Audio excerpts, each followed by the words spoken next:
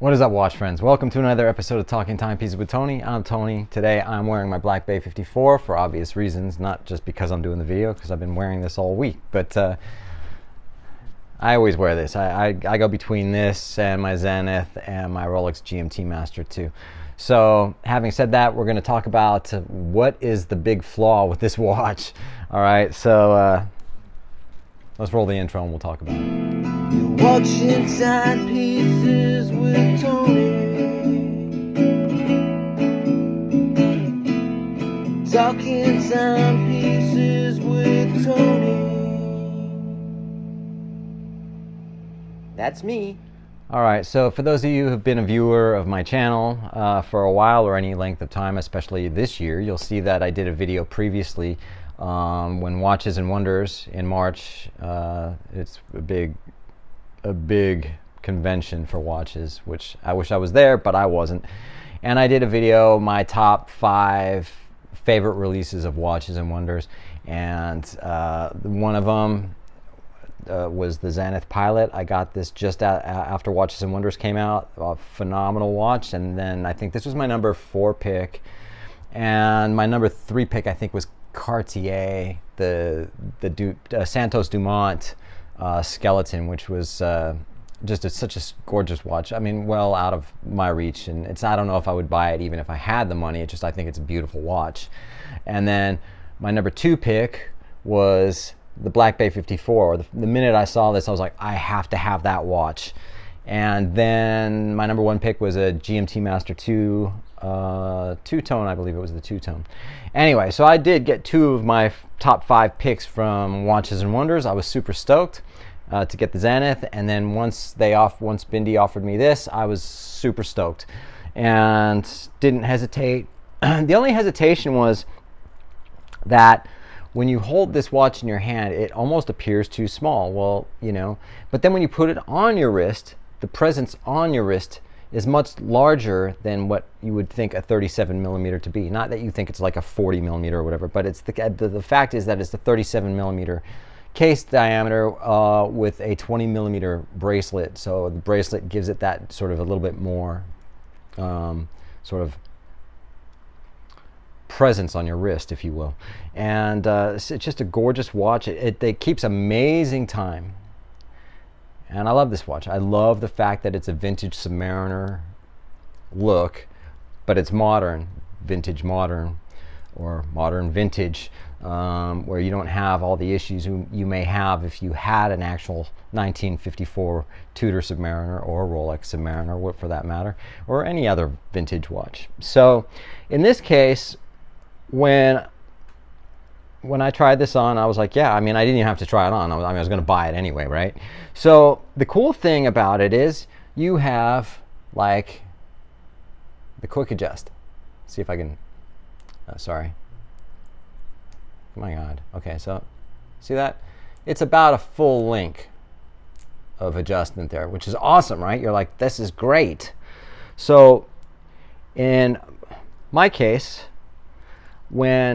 before Juan sized it, what I did was I pulled that out and I adjusted it to what I thought would be about the center. That's what I did when I got my Submariner 124060 no date sub. You know, you want it to fit on your wrist where it doesn't not only sit in the center of the wrist. You know, you don't want it to sit off to the side or whatever. You ever wear a watch where it just goes off to one side and it's super annoying? You're constantly like trying to, you know, especially with leather straps, things like that. So in this case, what I thought I did was I set it to the center. Then I had Juan take out some links, and it turned out I had to take like 4 links out of it. So we had 4 links out of this watch, right? And keep in mind, the problem with this watch really only gears down to what I would say if you have a 6.5 inch wrist, which I do. I have a 6.5 inch wrist, but a lot of people have a 6.5 inch wrist, right? So we get out 4 links, and finally this watch fits really well. Now keep in mind, we're in an air-conditioned building. It's kind of cold. My wrists kind of swell and shrink like a lot of people's do, whether it's hot or cold, right?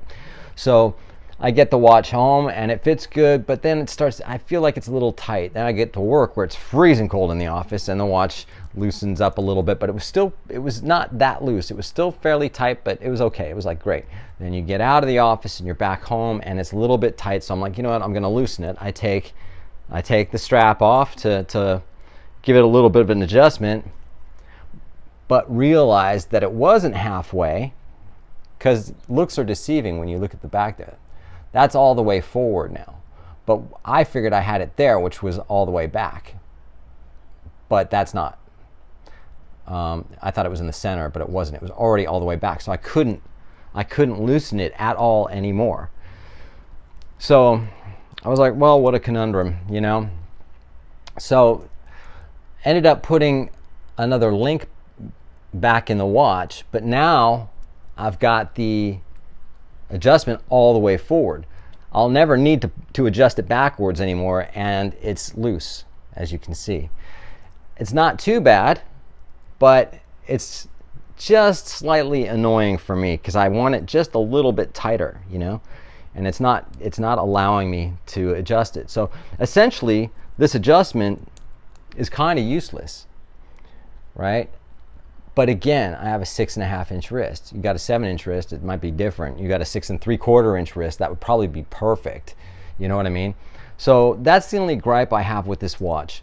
I had seen a previous channel where a guy, I don't even know who he is. It's not like a YouTuber guy that I've ever seen, but it was like he had done a video that basically said what the big flaw of the Tudor Black Bay 54 that no one talks about, and the guy buys the Black Bay 54 and it's because of the lume. He's like, the lume's terrible, and you know, I bought this watch because I need lume. I wear it to bed and I want to be able to see it at night and everything like that. I'm like, dude, the problem that you have is, like with me, my vision's not all that great, you know, especially at night, you know.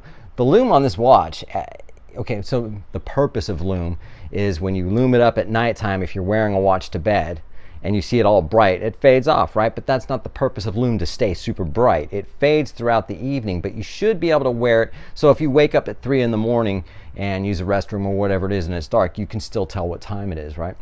The problem is with this, as opposed to other watches, it's not the lume. There's nothing wrong with the lume. It's just that the dial is small, and you have to, you know, if you don't have great vision, it's going to be very difficult to tell what time it is. There's nothing, that's not a flaw with the watch, because the lume's actually really good.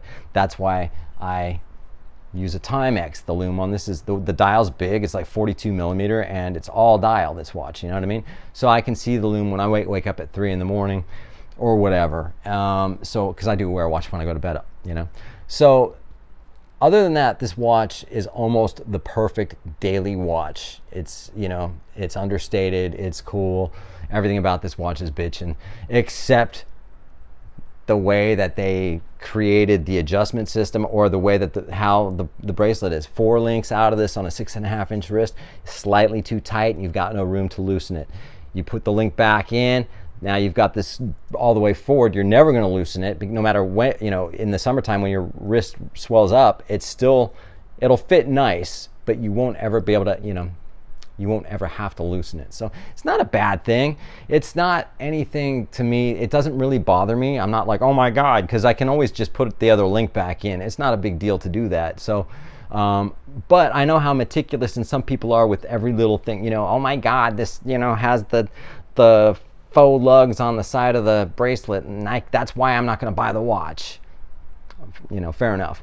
But you know, that's how people are. But you have a right to be that way. When you spend $4,000 on a watch, you want it to be perfect, right? You want that watch to fit perfect. A lot of times when you have a watch that doesn't fit right, you don't want to wear the watch. You know, I've got plenty of watches I don't wear because I don't like the way it sits on my wrist, or I don't like the way it wears. And quite simple, that's the way it is. This is not bothering me enough to where I'm not going to wear the watch, you know.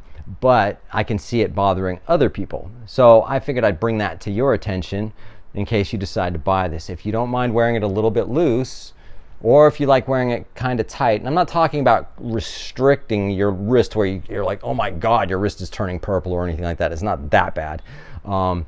And again, when you're in a cooler environment, it fits just perfect. All right, so, and it fits perfect. If it was 100 degrees out right now, because in LA, California gets really hot. Right now, it's really weird. It's like 74 degrees, so it's kind of pretty loose on me. So having said that, I just wanted to share that with you. And other than that, this has been like the perfect watch. I don't have any complaints, you know what I mean? So if you're thinking about a Black Bay 54, I highly recommend it. It's a beautiful watch. It's a beautiful thing, you know what I'm saying? So anyway, I appreciate everyone who likes and subscribes, watches my channel, all that good stuff, and I appreciate it. You guys have a great rest of your weekend. It's a holiday weekend here in the United States, so enjoy. Have a good night.